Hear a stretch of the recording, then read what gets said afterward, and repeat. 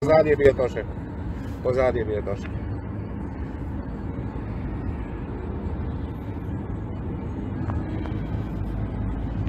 Napomenuo sam vašim kolegi šta je bilo, što su me zvali.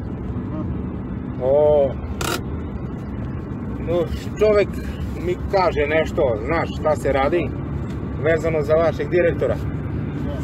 I ja uzim i pustim to na Twitter.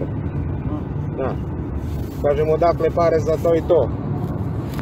I onda se digla frka, otkud ja znam to, a niko ne zna. Znači najpametnije ćuti, ja u pizdu materinu. Tako. Zbog toga se ne gleda? Da. Jer baš je bila, znači kaže ovaj mladi dečko direktor što je šef tu, što je, ne znam, nemam pojma. Kaže, nas je iznenadilo odakle tebi to.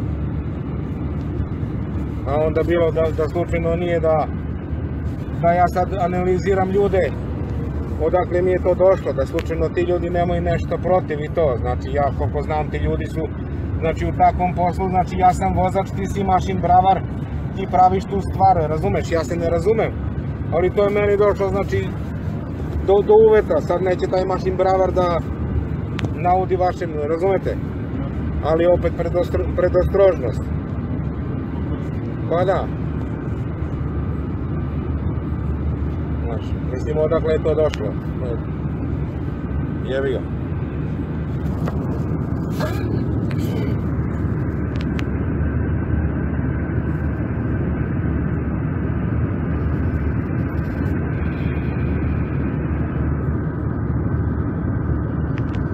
A momci su korektni, mislim i kad sam ušao gore pitali su jer bilo problema sa vama, ja sam rekao ne, ništa, mislim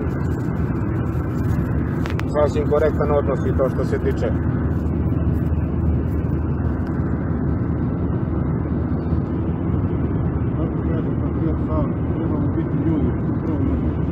Pa ne, ja kažem nemam ništa da krijem, šta hoćete, evo on počeo nešto, ja kažem pitaj me šta hoćeš.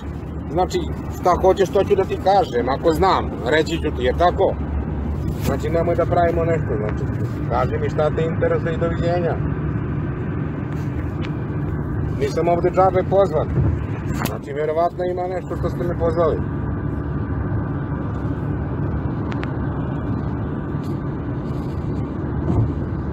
To i to, tako i tako, odakle je došlo to kod tebe, ne mogu da vam kažem. Opiši mi tog čoveka, šta radi, čime se bavi, opisao sam tog čoveka, znači nije interesantan kao neprijatelj, jer tako? Znači neka idu dalje i gotovo.